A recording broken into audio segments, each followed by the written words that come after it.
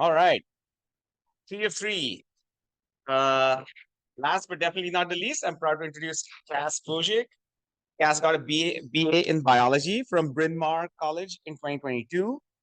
In January 2023, she received the prestigious Thomas J. Watson Fellowship to study honeybees and honeybee creepers. Not creepers, keepers. Also creepers, little creepers. Also creepers, I guess. With that, she traveled the world from Peru to India via Madagascar. And obviously that route takes you, if you know your geography well, through Kenya, Slovenia, and Austria. Most commendably, she did all that traveling alone, working with a diverse set of organizations. During her time on the fellowship, she explored, and I quote, the global relationships between people, pollinators, and the environment, as well as how these relationships are changing in the face of new challenges. Thankfully, that wasn't the be-all, end-all of her research. Says it. We are lucky to have Kass because neither we nor she, I presume, knew that she has a natural talent for finding scrub jay nests. Kass also joined later than other interns, but started finding nests right away, and maybe had more double nest days than other interns. Maybe. Kass chose to mine our long-term data for her project. As we start thinking about managing scrub jay populations in the face of climate warming, Kass's project highlights some key challenges scrub jays will face as Florida gets hotter faster than other parts of North America. Take it away, Kass. Pause. Oh, here's your water. Right. Hi, everyone. Thank you, Sahas, for that introduction, and thank you, everyone, for being here. So my project in the Avian Ecology Lab here at Archbold was looking at the effects of temperature on nestling growth in Florida scrub jays.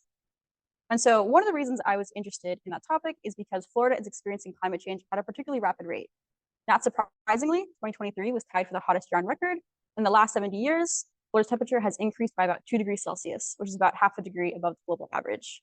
In addition to this, the number of extreme heat days, which are defined as days at or above 35 degrees Celsius, 95 degrees Fahrenheit, will projected to rise, particularly where we are here in Highlands County. And so take a look at this figure from FSU's Climate Center. It's showing the number of extreme heat days projected under a 2 and 3 degrees Celsius level of warming. If you focus in on the map on the right, you'll see that under a 3 degrees Celsius level of warming, Highlands County is projected to have 40 plus more extreme heat days by 2050 compared to pre-industrial levels. And so as we see such an extreme increase in the average daily temperature, as well as the number of extreme heat days in Florida, it's important to understand what kind of effect this is going and is currently having on Florida's wildlife. Another reason I was interested in this topic is because there's been an increasing number of studies looking at the effect of climate change on the life history of birds, particularly during the nestling stage, which is when birds are still in the nest. And one of the reasons for this is because nestling body mass has been correlated with the short and long-term survival of an individual. In Florida scrub jays, the body mass at day 11 has been correlated with post-fledging survival. And when I say day 11, what that means is the number of days after hatching. And we usually measure body mass on the 11th day after a jay hatches. And so if you take a look at this figure from Mummy et al. 2015, you'll see that nestlings that weighed 40 to 45 grams at day 11 had about a 50% greater chance of survival compared to those that weighed less than 30 grams. And so seeing if temperature is affecting nestling body mass and thus survival is going to be potentially important for informing future research and management decisions in relation to scrub jays. But the relationship between temperature, body mass, and survival isn't always so simple and easy to predict. So for example, in cooler climates where species are further from their thermal limit, increased temperatures can lead to an actually larger nestling body size and a greater overall survival. And this is for a few different reasons. So one is that when it's warmer, jays don't have to spend as much energy trying to stay warm. They can instead invest the energy that they would have spent on thermoregulating into growth. Another reason is that when it's warmer out, adults may be more inclined to forage, and there also may be more access to food resources such as insects. And the last is that there's a hypothesis that species at higher latitudes have wider thermal tolerances because they have to deal with more varied climates on a regular basis. In contrast, in warmer climates, we see, like here in Florida, we see that increased temperatures can lead to a smaller nesting body size and a lower overall survival for pretty much the opposite reasons that we just saw. So jays have to, or birds in general, have to spend more energy trying to stay cool. They also potentially experience more dehydration, and there may be reduced adult foraging effort and food access. But it's not as simple as this either, because there's been a number of studies looking at birds in warmer climates, and sometimes they find no effect on nestling body mass. Other times they find increasing temperatures actually cause an increase. And so it really depends on a lot of different factors, not just temperature. And so with this study, I wanted to see how my results compared to those of other studies done in warmer climates, as well as sort of what the implications of climate change might be on one aspect of jay biology. And so my overarching question for this was that does temperature affect nestling body mass in Florida scrub jays? So my main prediction was that higher temperatures over longer periods of time will lead to lower nestling body masses. And this is pretty much for the reasons that we saw before. Jays will be forced to allocate more energy to thermoregulation as opposed to growth. They'll potentially experience more dehydration, and they'll have reduced adult foraging effort and food access. So I broke this prediction down into several sub-predictions that could be more readily tested. The first was that higher experienced temperatures during the breeding season would lead to a reduced nestling body mass. The second was that temperatures above a critical threshold, which I determined to be 35 degrees Celsius or 95 degrees Fahrenheit, during that 11-day period between hatching and measurement would lead to a body mass decrease. And finally, that broods reared later in the season when it's warmer would have a lower nestling body mass compared to those reared earlier in the season when it's cooler. And so to test these predictions, I analyzed 43 years worth of Archbold's long-term weather and jay demographic data from 1980 to 2023. And so I looked at two main variables, body mass and temperature. And so I won't go into too much on jay biology, nesting behavior, because you just heard a lot from Esteban and Charlotte. Just as a recap, they're open cup nesters. They tend to lay 3 to 5 eggs. And once those eggs hatch and the nestlings are about 11 days old, we usually measure them using a spring scale like you see in this very cute picture here. So that's what I use for body mass.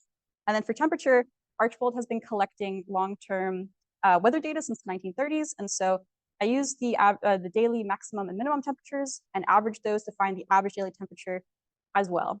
To use that on my side. Luckily for me, I didn't have to do quite as much intense field work as Charlotte and Esteban, so sometimes it could be kind of nice. So I used 3 different metrics for nestling body mass. I looked at the individual body mass of each nestling within a nest. I looked at the mean mass of an entire brood in one nest. And I also looked at the mass of the largest nestling within a nest.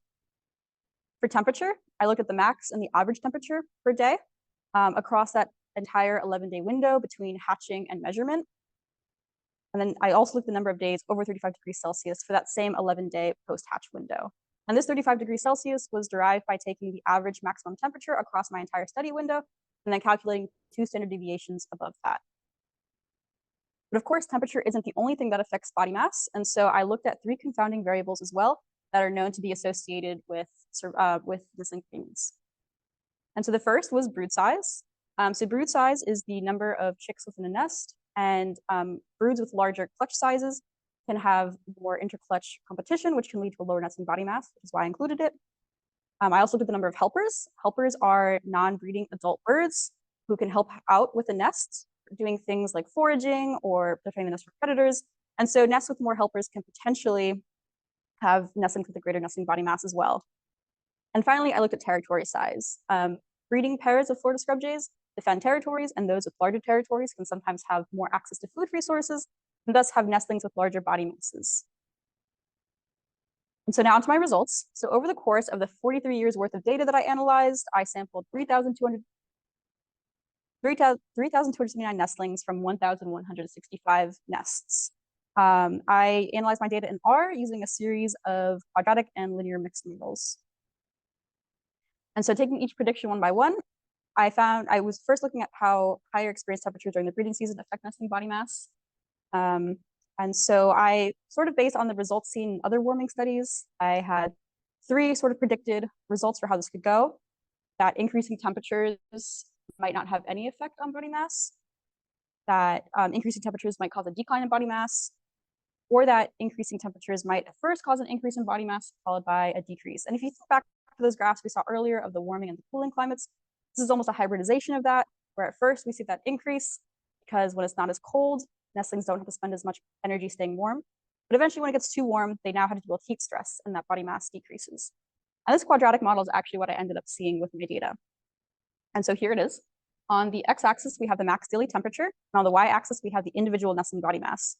The color gradient that you see is the max daily temperature, with yellow being cooler temperatures and red being warmer temperatures. And so you can kind of see that at first we see that increase in body mass as the temperature increases, but eventually around 30 or 31 degrees or so, we start to see a decline. And though it wasn't a very huge difference between the lowest average body mass and the highest, it's only about a 5-gram difference, it was very significant. And so to make this model, I used the 3 confounding variables mentioned earlier, and I used the territory and the year as the random effect. I also did the same thing for our largest nestling, the mean mass per brood, and the average temperature, but it pretty much all look the same, which is why I only included this one. So moving on to my second prediction was that temperatures above a critical threshold would lead to a reduced nestling body mass. That is what we saw. So on the x-axis, we have the days over 35 degrees Celsius. And on the y-axis, we have the individual nestling body mass again. And so if you take a look, for each day over that 35 degrees Celsius threshold, we see about a 1/4 gram decrease in nestling body mass.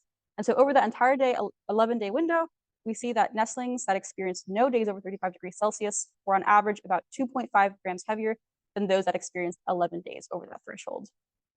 This was again significant as well. And so lastly, broods reared later in the season. We see a pretty similar graph to the first one that we saw, except now on the x-axis, we have the Julian day, which is the number of days after January 1. And so if you take a look, we're seeing a similar trend where you have that increase and then a decrease.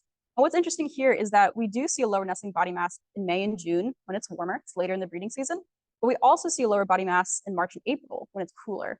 And so this is likely because in the beginning of the season, it's still a bit cold. They're not quite at that optimal thermal limit. Then as they get to the middle of the season, it becomes optimal. Body mass is a bit higher. And then again, it gets too warm. And so body mass drops. This is significant as well. All right, so now what does all of this mean? So in terms of my predictions, we see that higher experience temperature during the breeding season caused an initial increase in body mass, followed by a decrease that was significant. Temperatures above that critical threshold of 35 degrees Celsius also led to a nestling body decrease that was significant. And finally, broods reared later and earlier in the season caused a reduced nestling body mass, with that optimal period for body mass being in the middle of the season. But why does any of this matter? So this model here I made using some data from NOAA, and it's showing the average max daily temperature in Highlands County. It's projected from 2030 to 2100. So the orange line is RCP 4.5, which is an intermediate greenhouse gas scenario where warming is limited to 3 degrees Celsius. And the red line is RCP 8.5, which is an extreme scenario of greenhouse gas emissions where warming exceeds 4 degrees Celsius. And if you remember back to my first result where we were looking at individual body mass versus the max temperature, we saw body mass start to decline at around 31 degrees Celsius. And so if we take a look at 31 degrees Celsius here, we see that for RCP 4.5, around 2050 to 2060 is when we start to see that as the average. And for RCP 8.5, that's as early as 2040. And so with temperatures increasing like this, we'll potentially be seeing more declines in body mass over time. This model is very similar, except here we see on the x-axis for our year, it starts at 2025. And on the y-axis, we have the number of days over 35 degrees Celsius. And so if you take a look for both scenarios, by next year, we're going to potentially already be seeing 40 to 50 plus days of extreme heat. And then by the middle of the century, under RCP 8.5, we'll be seeing double that, which again has implications for nestling body mass. So kind of taking a look at our main takeaways here. I don't need to tell you guys that obviously hot days are becoming more intense and frequent. And so while some warming can lead to a nestling body mass increase at first, at a certain point it starts to decrease. And this again is because sort of at first, nestlings are approaching that optimal thermal limit, but eventually they surpass that and the body mass starts to decline as they then have to deal with stresses like increased thermal regulation, less food access, and more dehydration.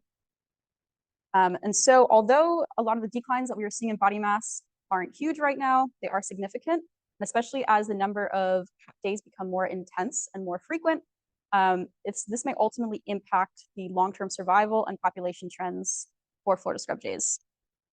It also may impact nesting strategies. It might shift the breeding window, and it also may force scrub jays to consider whether they want to invest more energy in fewer nestlings or sort of have more nestlings that are of a lesser quality. And so in future for this, I definitely want to take a look more at a few different metrics, including the frequency of hot days, how the number of hot days within a certain period of time affects scrub jays, as well as how hot days outside of the breeding window, not just those 11 days, also impact nestling body mass. I don't like to leave it all doom and gloom. Obviously, temperature, nestling body mass is just one of many metrics affecting Florida scrub jays. So for example, we see scrub jays tend to nest off. They start the breeding season in March and April when it's still fairly cool. And so if we're only looking at temperature, that would be kind of surprising, but it's not just temperature that affects nesting strategies. In that case, they're nesting earlier because they're avoiding predators. And so clearly there's a lot of different factors that go into this, and we can't just look at 2 different metrics. And so with that, I would like to give a big thank you to Archbold for having me here. It's been really awesome to be able to work on this. I just want to thank all the members of my lab and everybody else here for doing with this project. So yeah, thank you.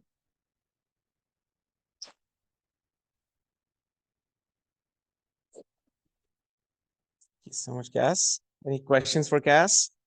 Zach. Thank you, Kass. That was awesome, and all the interns presenting today. You guys did an incredible job. Think my question kind of draws back relating to your experience traveling the world, looking at the relationship of people in a certain species. For this case, you're looking at people and bees. I guess just as you've been living here and working at a field station that cares a lot about scrub jays, right? But also living in an area that there's relationship to, like the Lake Wales Ridge and to scrub jays. I wonder if you had any perspectives or questions about if you could look at your research with some sort of relationship to culture, to humans, and what that might be in relationship to scrub jays and the people. Yeah, I think that's an awesome question. And that's something that I was really grateful for in my fellowship year, was that I did kind of, looking at bees, you have the intersection of people and bees so readily. And I hear it's not quite as obvious in many ways, but Florida scrub jays are certainly a significant species to a lot of people. And I think birds in general too. It's obviously not just Florida scrub jays that are going to be affected by climate change. There's going to be a whole range of effects. And so I think it's really interesting. It's, I didn't look much at the human dynamic for this, but I certainly think a lot of branches of science could do well to involve more of that. And so, yeah, that's definitely an interesting avenue to look at.